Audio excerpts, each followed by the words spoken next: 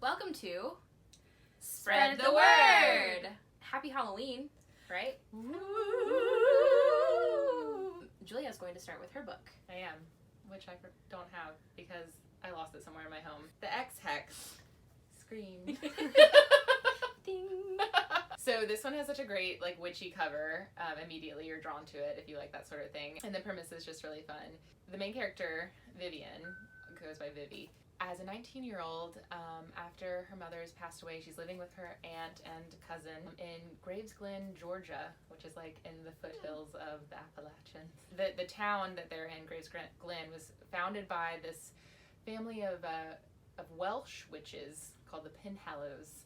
And at her first Founders Day, at which a lot of the Penhallows tend to come to, she met one of the sons of that family, Rhys, who's also Welsh. Have this 3 months affair that's very passionate, and it ends when he casually mentions that he has to go back to Wales to deal with a betrothal his father set up, and she obviously gets very mad and is like, "You're betrothed," and goes home and takes a bath and is drinking a lot of vodka that her cousin Gwen has whipped together for her. When she gets out of the bath, Gwen has made a salt circle, and she's like, "What are you doing?" And Gwen's like, "We're gonna hex him." And she's like, "Your mom always says not to practice magic while under the influence." And she's like, "Well, we're not really gonna hex him." So they start kind of throwing out these silly hexes, "I hope you never find the clit again," or something. And they're like, "No, don't be so evil to other women." And the candle goes, and they're like, "What happened?" And they're like, "Probably nothing. It's fine." It's never nothing. So it turns out she really did hex him. But they don't know until 10 years later he comes back to Graves Glen to do something for his father. He's there to check the ley lines. And the ley lines are a magic source that Rhys's family oversees. That's how they started the town or something. Yeah. So it's a source of power as well. And as soon as he enters the town, things sort of start going haywire. But then he and Vivi go check the ley lines, and something even worse happens. They're obviously the curse has gotten into them. There's gross purple gunk or something, and it causes a big issue in the town overall. So he's cursed. She feels responsible because she did it inadvertently, and so they have to together try to figure out how to break it. So was he when he was away in Wales? Did the hex just not reach him? And then when he got there, it activated basically. Yes. So he didn't have any trouble when he was at home, but he hadn't come back since then. Mm-hmm. But it doesn't mean he hadn't stopped thinking about her. It's true. Or she, him. Exactly. It's really fun. It's a fun romance, and it's fun for the time of year. Oh, and she's not she doesn't really want to, she doesn't really practice her magic. Her mom always taught her that magic was dangerous, and she didn't really practice magic, and so Vivi doesn't really. So part of the book is her coming into her own with her magic as well, which is fun. And you can tell there's it's the first of a series, so you can see that there's going to be more going on. Yeah, with her growing into a very powerful witch. Right, because she just did this hex nonchalantly, and it actually ended up. And Rhys's Rhys's father was like, "No witch. This witch didn't hex you. No witch has ever hexed our family and succeeded." And blah blah blah. And Rhys is like, "Well, this one did." Yeah. And he's like, "Don't ever speak to me of hexes again." Yeah. And then Rhys comes back and he's like, "Seriously though, this is getting really bad." And his dad's like, "She hexed you?" And then the romance part is good. It's somewhere between super steamy and mid-level steamy. Romances can get cheesy sometimes, and there are some cheesy moments, but it works. But then I just felt there were some lines I was like, "Oh, that would work." One in particular she's thinking of that she doesn't want to disclose to you right now. Would it make you blush if you were to say it out loud? Probably. Yeah. Knowing that the public would hear me say it, yes. Yeah. He asks her permission to do something. Yeah. Ooh, Yeah. That's nice. Yeah. Yeah. It is very. I think he very charming. actually says it something more along the lines of, "Will you give me the honor?" Yes, give me the honor of. You can guess. Making you climax. But he doesn't use the word He climax. doesn't use climax. He used the dirty one. Oh. I'm blushing right now. You are the color of weird. Hot. Let's just say that one part of the curse did not come true. I think I know which one. My powers of deduction. Yes, right on the button. between the lips. Okay, I'm gonna get that.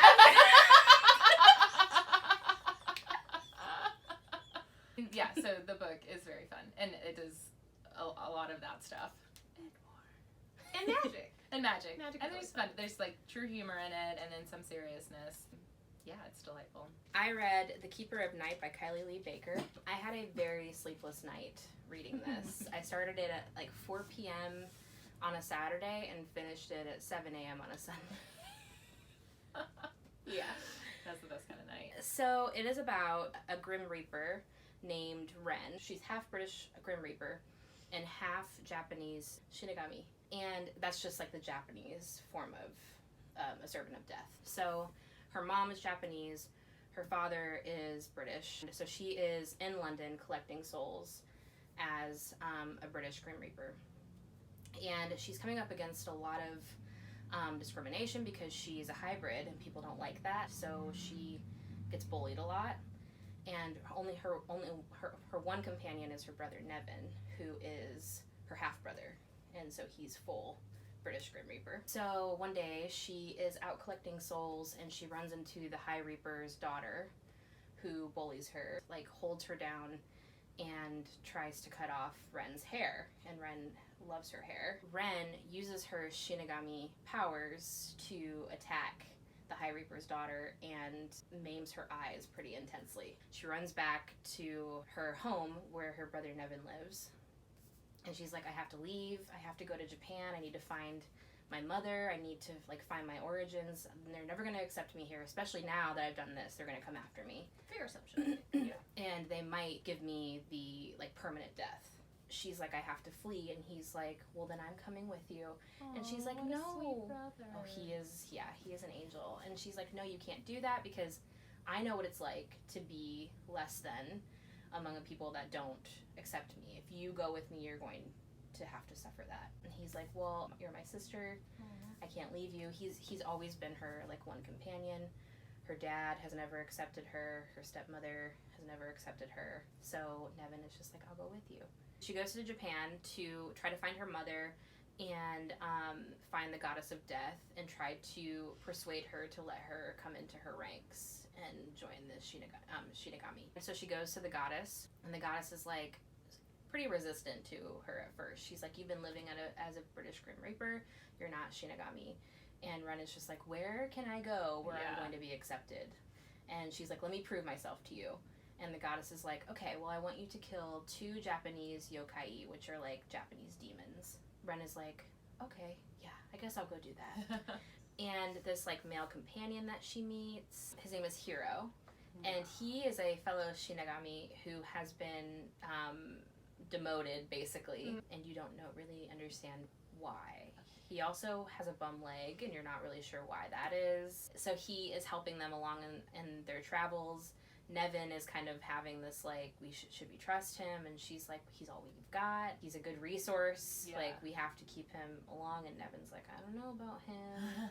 And you're like, I don't know about him, but he sounds really hot. So, you know, like, it is a story about feeling other. Yeah. Because she just doesn't feel like she fits in anywhere. She's always seeking her home, and this question of, like, is home where you were born, or is it the country that you were raised in, or is it the people who love you? So like Nevin. And so she's really going on this journey to discover this. So good. It's so good. Okay, so I read A Spindle Splintered by Alix E. Harrow. You might be familiar with Alix from The 10,000 Doors of January, and then Once and Future Witches, which is all about witches and suffrage. It's delightful. So this is her latest, and I just gobbled this book up so much. So you can see on the cover a spire and a lady. Yes, oh yes, and a finger, thank you. and a drop of blood. On your 16th birthday, she will prick her finger on a spinning wheel. I love the gusto that you delivered that with. But yes, that is from the what our protagonist in the story, Zinnia Gray, would call everyone's least favorite fairy tale, Sleeping Beauty, which I would agree with. When I can't sleep, at one point in time, Sleeping Beauty was the movie I put on to make me go to sleep, because it will knock you out. It is slow. Mm-hmm. It is boring. See, I think Snow White's way worse. They're both bad. I mean, they're both slow. They both start off super. Beauty. They're a little like Forrest the You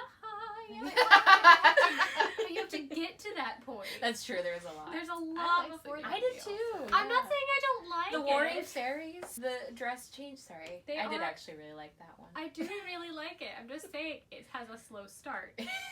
Anyways, It's okay. tough crap. You're right. You're right. You're right. So this book, we start off with Zinnia Gray, who is telling you all about Sleeping Beauty and how shite of a fairy tale it is, but also she dedicated her probably preternaturally short life to studying fairy tales and specifically Sleeping Beauty because she has this very rare syndrome. It is a result of environmental poisoning. Like she and like a hand, I think it was like 50 overall, but now there's only like 20 of them left in their town, developed this disorder from environmental toxins, and like no one has lived beyond whatever age she's about to turn. So she graduated high school early. She went and got, I think she got her master's. Yeah, she got her master's in like folklore.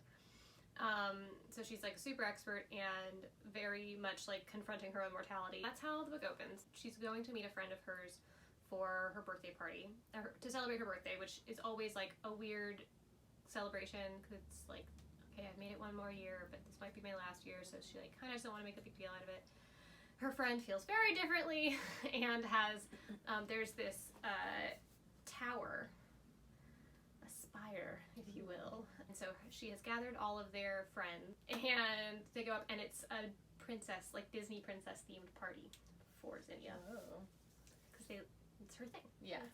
Her friend had found a spinning wheel as a prop for the party. And one thing leads to another, and Zinnia's drunk and she pricks her finger, and all of a sudden she's cartwheeling through time and space. Oh. Hence the cover. Hence the cover. And the Splintered part. So we've got like multiverse situation going on here. She spins forward to where Sleeping Beauty is about to prick her finger, and Zinnia's like, no, don't do it, and like knocks it out and like saves her. All the while, with the Splintered, like the dual universes going on, her best friend is texting her. Yeah, she has like just enough battery left and somehow cell service that crosses dimensions. Oh.